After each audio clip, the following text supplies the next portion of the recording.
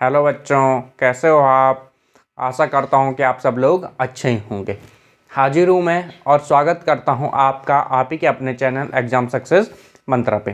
तो बच्चों हम आजकल क्या कर रहे हैं अपने चैनल पे, जो क्लास 10th की है मैथ की सीरीज कर रहे हैं। और मैथ की सीरीज के अंतर्गत बच्चों हम एक्सरसाइज 3.3 का आज करेंगे क्वेश्चन नंबर 5। ठीक है, एक्सरसाइज 3.3 के प्रश्न नंबर 3 का पार्ट 5। ठीक है, तो देखिए ज़्यादा समय खराब ना करते हुए हम क्वेश्चन पर चलते हैं और देखते हैं जो एक क्वेश्चन दिया है इस तरीके के क्वेश्चन में हमने क्या करना होता है। देखिए बच्चों, इस जो क्वेश्चन है आपको यहाँ पर सबसे पहले आपके पास स्टेटमेंट दी है। आपने इस स्टेटमेंट से क्या करना है, आपने इस स्टेटमेंट से पहले दो इक्वेशंस बनानी है। उसके बाद उस इक्वेशंस को क्या करना है, सॉल्यूशन करना है। उसके बाद उस इक्वेशंस के सॉल्यूशन करने हैं। तो अब देखिए सॉल्यूशन करने हमने तो किस तरीके से करेंगे। हम सबसे पहले हम स्टेटमेंट पढ़ते हैं। स्टेटमेंट पढ़ने के बाद हम देखते हैं कि किस तरीके से इसका होगा। देखिए क्या करा आपके पास, यदि किसी भिन्न के अंश और हर दोनों में 2 जोड़ दिया जाए तो कितनी हो जाती है, 9/11 हो जाती है। और यदि अंश और हर दोनों में 3 जोड़ दिया जाए तो कितनी हो जाती है, भिन्न 5/6 हो जाती है। तो भिन्न ज्ञात कीजिए। तो देखिए बच्चों इसको किस तरीके से करेंगे हम। ठीक है, हम लिखते हैं माना भिन्न का अंश x, माना भिन्न का, ठीक है, क्या होता है हमारे पास अंश। अंश यानी जो संख्या ऊपर लिखी होती है उसको क्या बोलते हैं हम, अंश। कितना है हमारे पास x, और भिन्न का हर y, और भिन्न का हर कितना मान लिया हमने, y मान लिया। ठीक है, तो अब देखिए क्या कहा, प्रथम शर्तानुसार तो प्रथम शर्तानुसार ये क्या कह रहा है आपके पास कि यदि भिन्न के अंश और हर दोनों में 2 जोड़ दिया जाए तो भिन्न कितनी होती है, 9/11। तो ये था हमारे पास भिन्न का अंश। ठीक, तो इसमें कितना जोड़ दिया हमने, 2। भिन्न का हर कितना था हमारे पास, y, इसमें भी हमने कितने जोड़ दिया, 2 जोड़ दिया। तो भिन्न कितने हो गया आपके पास, 9/11 आपके पास क्या होगी, भिन्न होगी। तो अब हम इसको यहाँ से क्या करेंगे, इसके क्रॉस मल्टीप्लाई करके इसको सॉल्व करेंगे। और सॉल्व करने के बाद जो हमारे पास इक्वेशन आएगी उसे हम क्या मानेंगे, इक्वेशन नंबर फर्स्ट मानेंगे। तो देखिए क्रॉस मल्टीप्लाई होगी तो इस 11 की मल्टीप्लाई इधर हो जाएगी और इस y+2 की मल्टीप्लाई इधर हो जाएगी। तो देखिए जो इक्वेशन बनेगी कैसे बनेगी आपके पास, 11x+2 बराबर 9y+2। अब इसको हम सॉल्व करेंगे तो देखिए 11 × x यानी कितना हो जाएगा आपके पास, ये हो जाएगा आपके पास 11x प्लस 11 × 2 यानी कितना हो जाएगा आपके पास 22 बराबर 9 × y यानी 9y प्लस 9 × 2 यानी 18। अब आप क्या कर लीजिए, जो आपके पास चार पद हैं उनको एक तरफ कर लीजिए, जो अचर पद है एक तरफ कर लीजिए, यानी x y को एक तरफ कर लीजिए और जो संख्या है उनको एक तरफ कर लीजिए। तो आप देखिए, आप जब संख्या कितनी आपके पास 11x, ये कितना इधर आपका 9y प्लस का तो इधर आएगा माइनस का 9y बराबर 18, और ये 22 इधर प्लस का तो माइनस का 22। जब आप इसको फर्दर सॉल्व करेंगे तो देखिए कितना हो जाएगा, 11x माइनस 9y बराबर, ठीक है, 22 में से 18 गए 4 और ये 4 बचेगा माइनस का।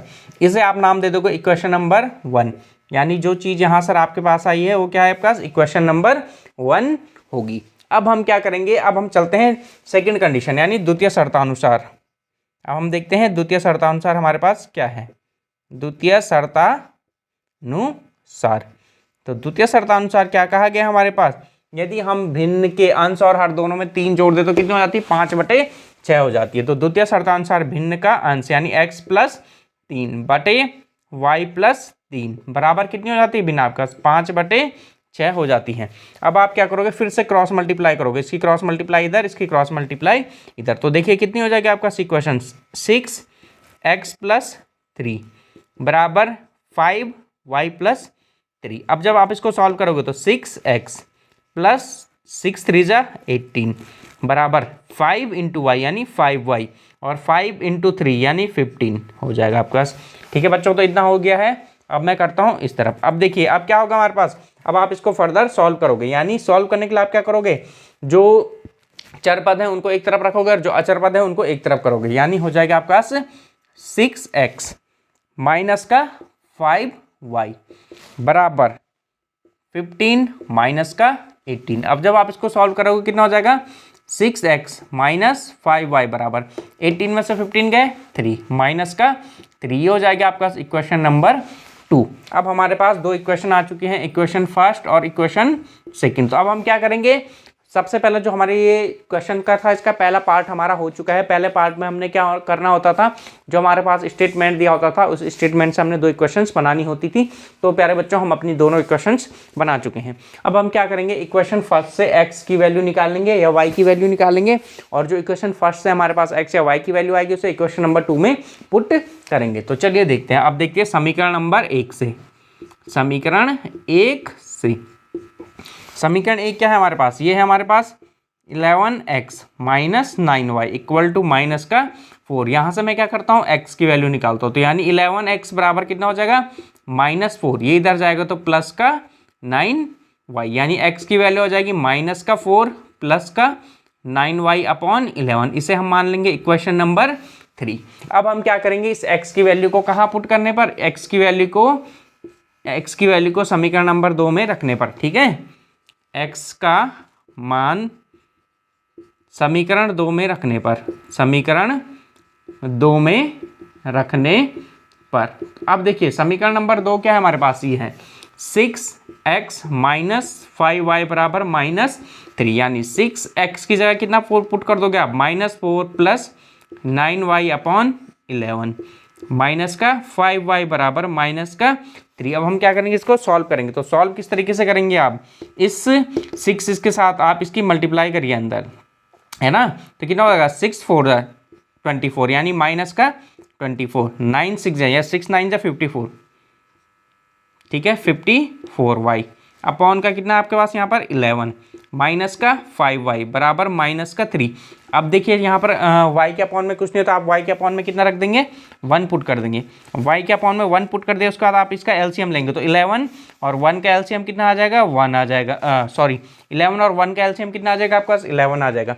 अब आप इस 11 को इस 11 से डिवाइड करोगे तो 1 आएगा, इस 1 की मल्टीप्लाई इस पूरी डिजिट में होगी। तो यानी ऊपर कितना है आपके पास, -24 प्लस का 54y।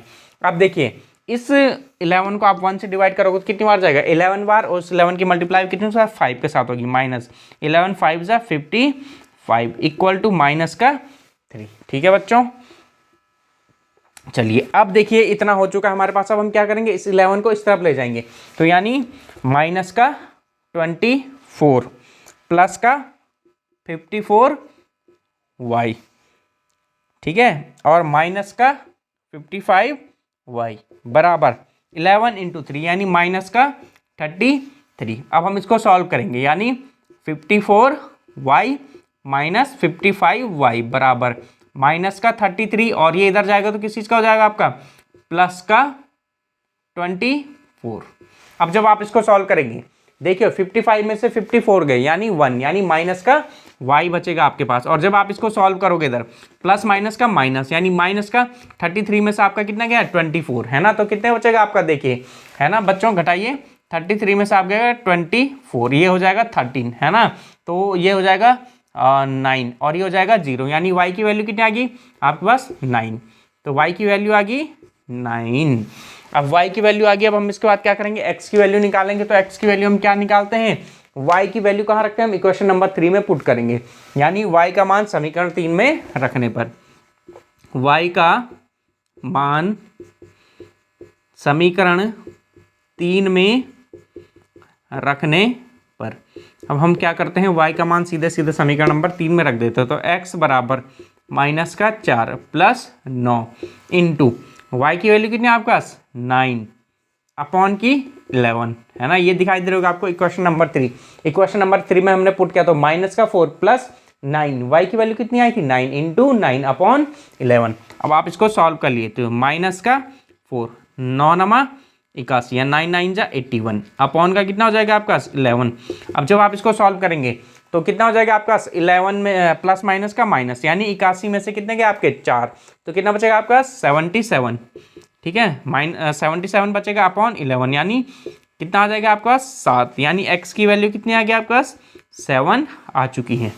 तो यानी जो अंश था हमारे पास, अंश कितना माना था हमने x, तो ये x क्या हमारे पास अंश है, और ये y क्या माना था हमने, हर माना था। तो भिन्न क्या थी हमारे पास, भिन्न थी, भिन्न हमने क्या माना था, भिन्न का अंश माना था हमने x और हर माना था हमने y। तो x की वैल्यू कितनी आ गई आपके पास 7 और y की वैल्यू कितनी आएगी 9। यानी ये जो भिन्न होगी, भिन्न कितनी हो जाएगी हमारे पास, भिन्न हो जाएगी हमारे पास 7/9। ठीक है बच्चों, तो प्यारे बच्चों इस तरीके से हमारा जो क्वेश्चन है ये क्वेश्चन पूरा हो चुका है। आशा करता हूँ किस तरीके से हमने ये क्वेश्चन किया है आपकी पूरी समझ में आया होगा। हाँ बच्चों, अगर आपकी कहीं समझने में दिक्कत होती है, आप समझ नहीं पाते हैं, तो आप ज़रूर कमेंट करके बताइए। मैं आपकी उस समस्या को दूर करने की पूरी कोशिश करूँगा। आपका जो भी डाउट होगा उस डाउट को दूर करने की पूरी कोशिश करूँगा अगले वीडियो में। ठीक है बच्चों, तो आज यहीं तक रखते हैं। बच्चों मैं आपसे एक बात और कहना चाहूँगा, अगर आपको हमारे द्वारा पढ़ाया गया कंटेंट अच्छा लगता है तो आप अपने दोस्तों को भी बताइए कि अपने हमारे चैनल एग्जाम सक्सेस मंत्रा से भी क्लास 10th की मैथ की सीरीज पढ़ सकते हैं। साथ ही साथ अगर आपके कोई बड़े भाई हैं जो वनडे एग्जाम की तैयारी कर रहे हैं तो हमारे चैनल एग्जाम सक्सेस मंत्रा पे कुछ जीएस की सीरीज पढ़ी हैं, तो आप अपने बड़े भाइयों से एक बार अवश्य कहिए कि वो हमारे चैनल पर जाकर देखें। अगर उन्हें अच्छा लगता है तो बहुत अच्छी बात है, इससे हमें मोटिवेशन मिलेगा और हम जीएस की और वीडियो बनाने की भी कोशिश करेंगे।